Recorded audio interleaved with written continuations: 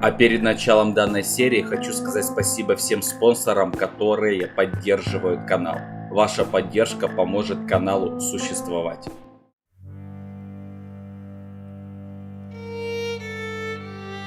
Зеленый театр имеет богатую историю, но сейчас стоит в запустении. А в некоторых кругах даже считается, что это мистическое место.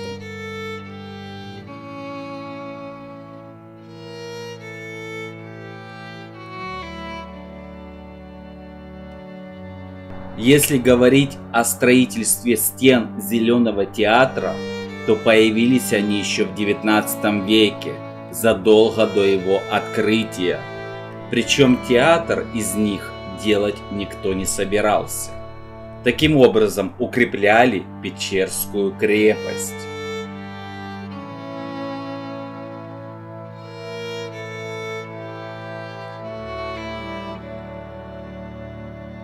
Две опорные стены построили, чтобы закрыть ими Яр и сделать трудный подход к Печерску со стороны Днепра. В стенах есть даже специальные системы для артиллерии и оружия.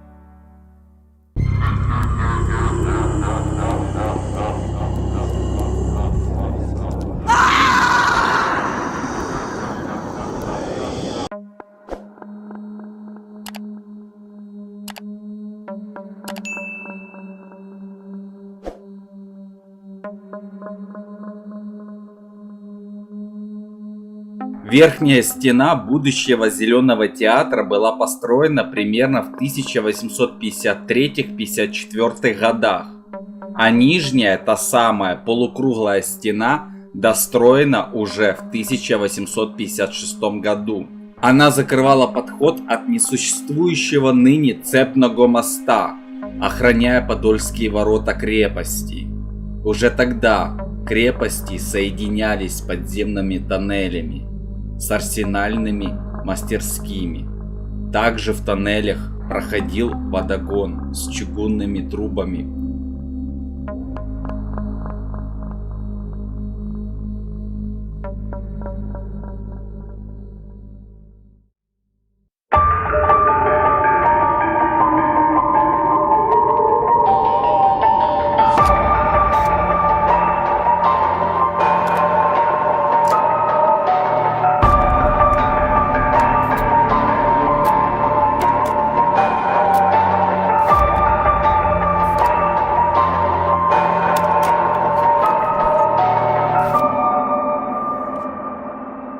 Искатель призраков.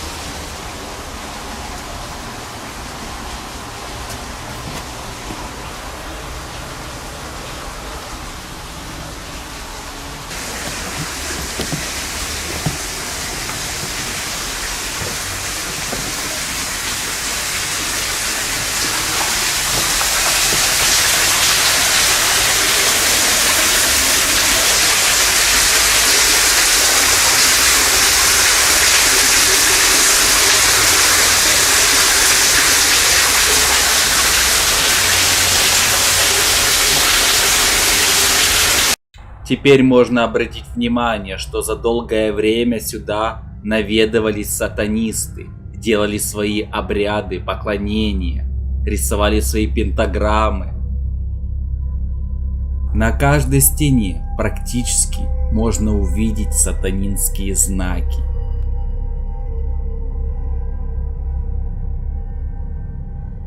Воздух в этом помещении настолько тяжелый, что находиться там практически невозможно. Я провел там всего лишь 2 минуты, и я уже хотел оттуда быстро выйти. Это место наполняло негативной энергетикой. И я чувствовал присутствие чего-то очень страшного в этом месте.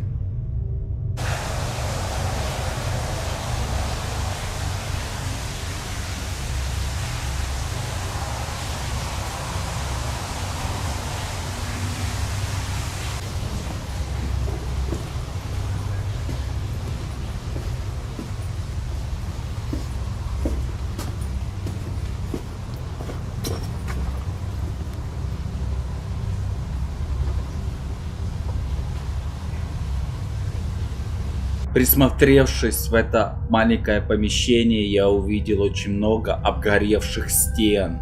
Также, если присмотреться, в каждой пентаграмме можно было рассмотреть знаки, 3 шестерки и не только.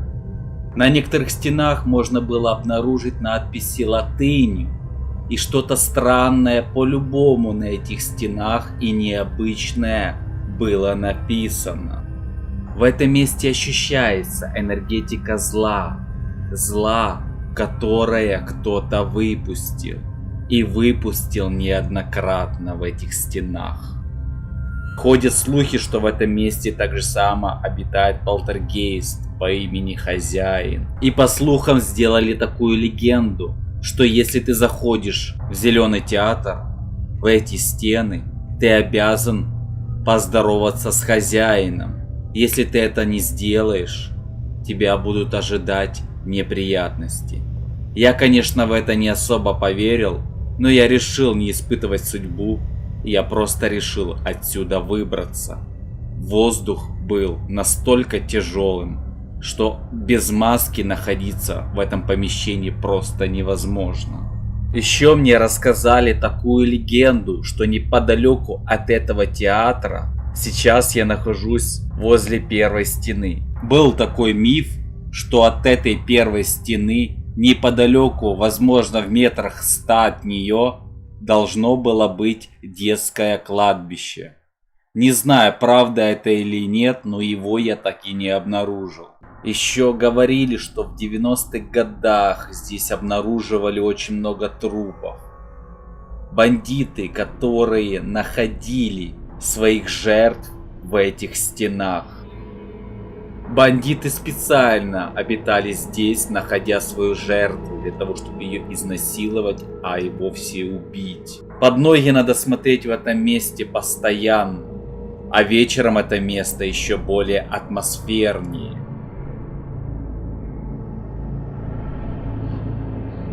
Но не прошло и 5 минут, после чего я увидел странную женщину с ребенком.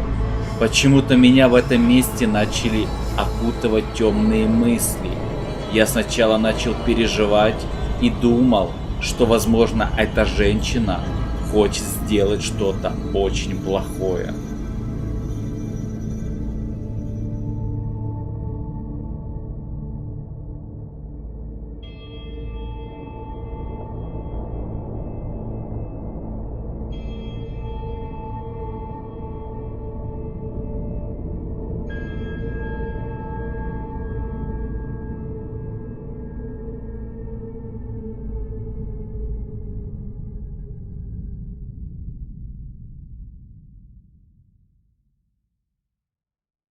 Вот можно обратить внимание, это большая дорога, которая ведет вниз к первой стене. Сейчас я нахожусь возле второй стены. Как можно наблюдать, эта стена полностью ограждена забором. Но мне повезло все равно попасть на территорию второй стены. Еще 2 года назад это помещение служило комнатами, а также туалетами для посетителей. Здесь даже делали концерты возле второй стены. Можно так сказать, вторая стена Зеленого театра служила как зона для отдыха. Но сейчас здесь сплошная тишина.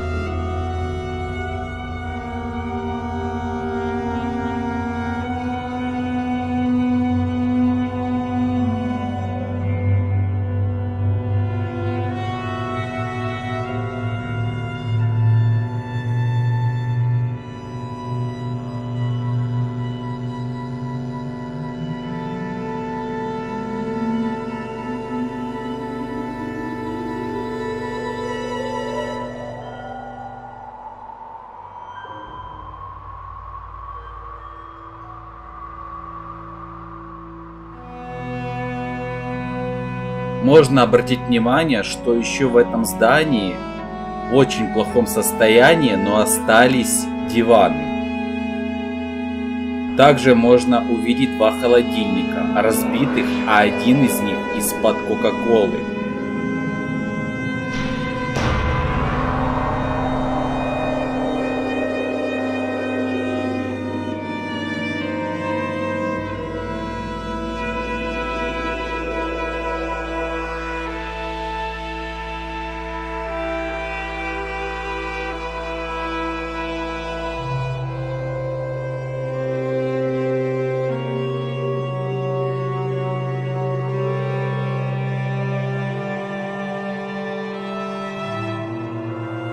Тонны мусора и очень противный запах.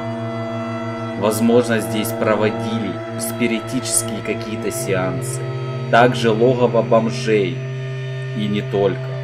Здесь была еще жизнь всего лишь 2 года назад. Сейчас Зеленый театр опять идет к тому, что это место становится необитаемым, мистическим, паранормальным и очень опасным местом. Скорее всего, это не только его уже легенда, а это его судьба.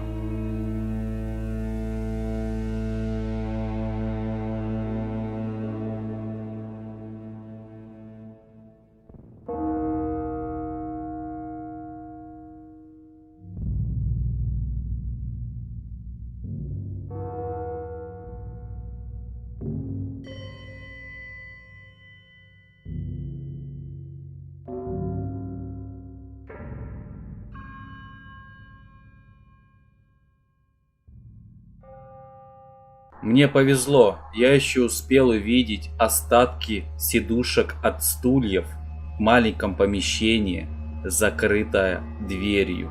Хотя сложно сказать, что эта дверь была закрыта.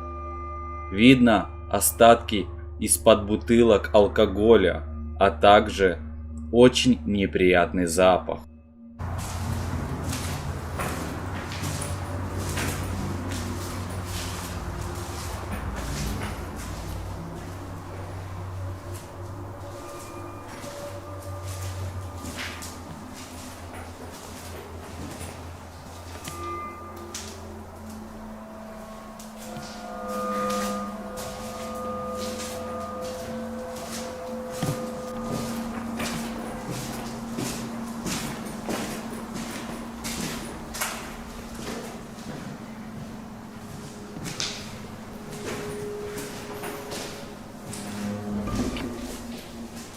Можно было обратить внимание на эти 3 шестерки и пентаграмму в туалете. Кстати, и камера не хотела вообще фокусироваться. После этого мне надоело обходить это помещение, и я решил выйти на сцену. Но вернемся к истории Зеленого театра. Сейчас мы наблюдаем вторую стену. Во времена Второй мировой крепость тоже не пригодилась. А вот после войны стала местом для работы местных преступников. Прятали тела ограбленных и убитых туристов в системах подземных тоннелей. Изменить все это решили уже в конце 1940-х годов. Башню укрепления, к слову, было решено снести.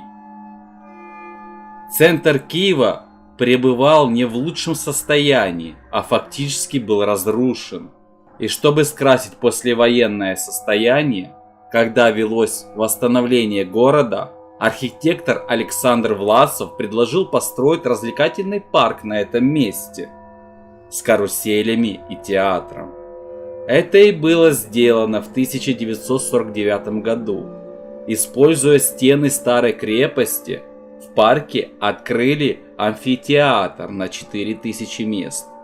Помимо Александра Власова, архитектором проекта выступил Алексей Заваров. Официальной датой открытия считается 19 июня 1949 года. Зеленый театр торжественно открыли и, используя в качестве кинотеатра, показали послевоенные советские фильмы.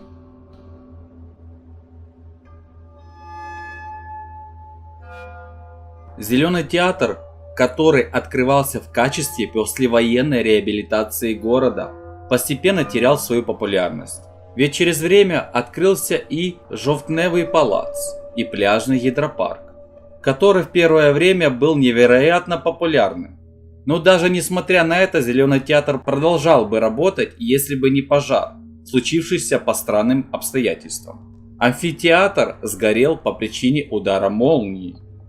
В 1970-х и 80-х годах Зеленый театр был вновь восстановлен.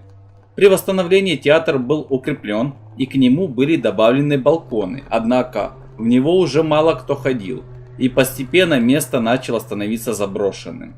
Свое влияние оказывало и расположение. Даже в лучшие для театра времена ходить через безлюдные заросли было не самым приятным занятием.